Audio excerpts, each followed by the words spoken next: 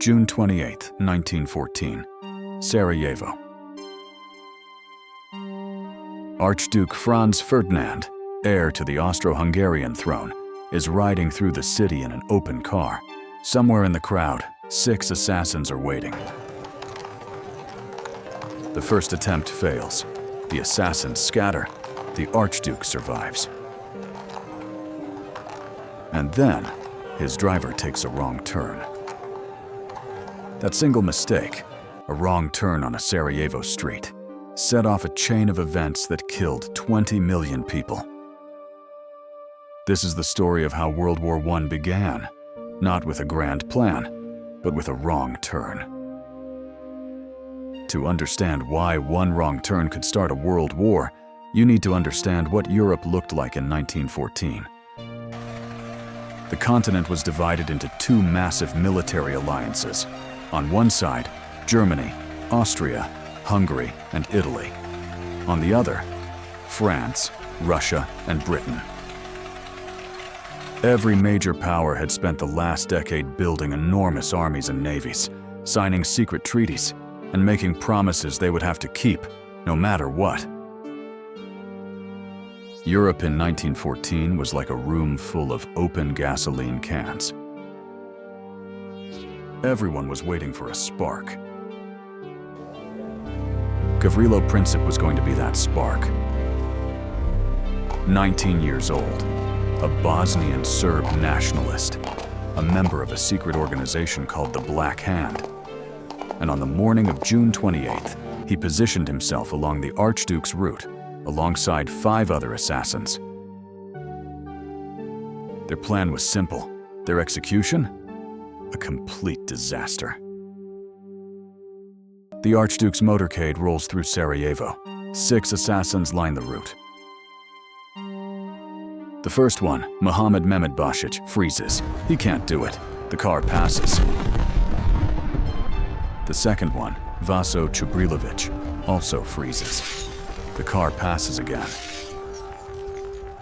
Then comes Nedeljko Čebrinović. He throws a grenade. It bounces off the back of the Archduke's car and explodes under the next vehicle. 2 people are seriously wounded. The Archduke is unhurt. Čebrinović swallows a cyanide capsule and jumps into the river. The cyanide is expired. The river is 4 inches deep. He's dragged out, alive, beaten, and arrested. The remaining 3 assassins, including Princip, do nothing as the motorcade speeds away.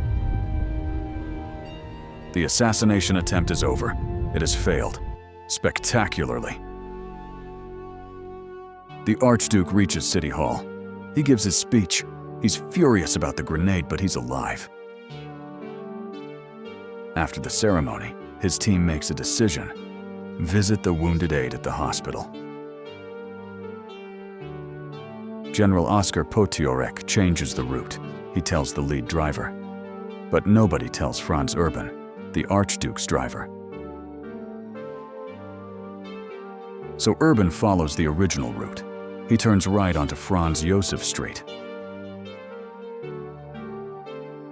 and parks, completely by accident, directly in front of Gavrilo Princip. Princip had given up. He'd walked to a nearby delicatessen to get a sandwich. He was standing outside when the Archduke's car stopped right in front of him, less than 5 feet away.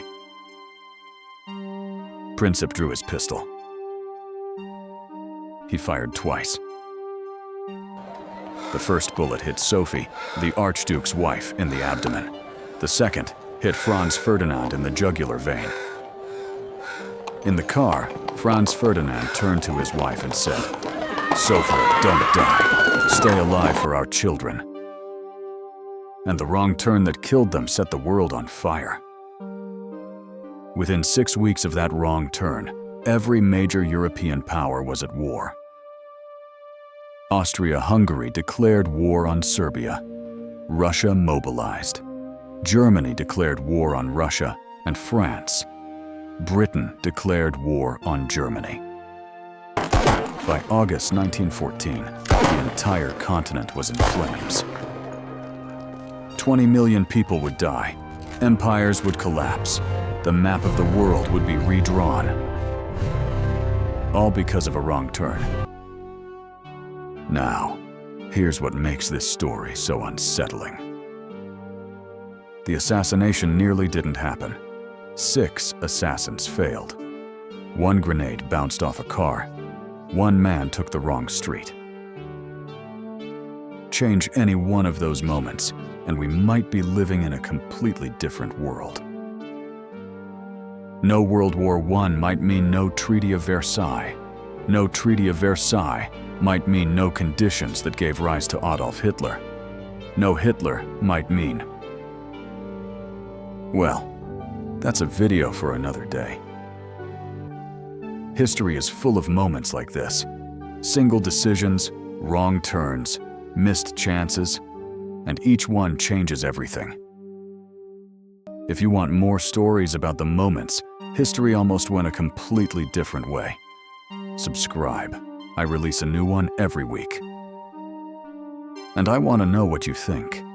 If Princip had missed that day, if the wrong turn had never happened, do you think DWI would have eventually started anyway? Or was this truly accidental? Let me know in the comments. I read every single one.